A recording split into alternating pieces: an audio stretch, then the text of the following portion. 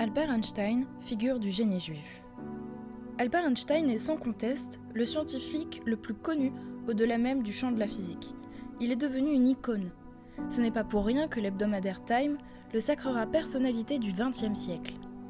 Il est né le 14 mars 1879 à Ulm, dans l'Empire allemand, au sein d'une famille juive non pratiquante. Son père, Hermann Einstein, dirige une entreprise fabriquant des dynamos.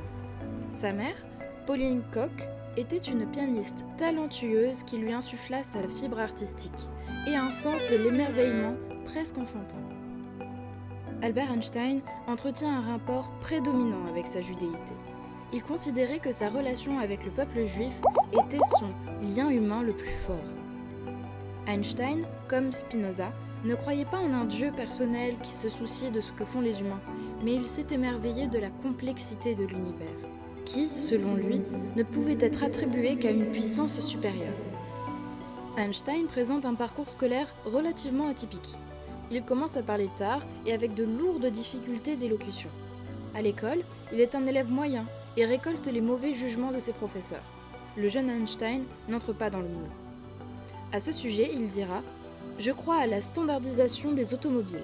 Je ne crois pas à la standardisation des êtres humains. » Une fois son diplôme en poche, aucun professeur ne veut lui donner de bonnes recommandations, si bien qu'il a le plus grand mal à trouver du travail une fois diplômé. Il prend des jobs en dessous de ses compétences et en dehors de son domaine, mais utilise tout son temps libre pour travailler à ses théories scientifiques. L'année 1905 est exceptionnellement fructueuse pour Albert Einstein. Le physicien modifie radicalement la compréhension du fonctionnement de l'univers. Point de vue révolutionnaire sur la nature corpusculaire de la lumière.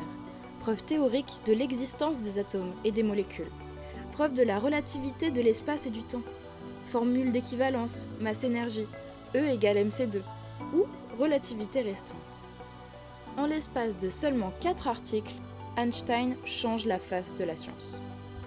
Le génie recevra le prix Nobel de physique en 1921. Suite à la montée en puissance des nazis, il devra quitter son Allemagne natale pour les États-Unis en 1933.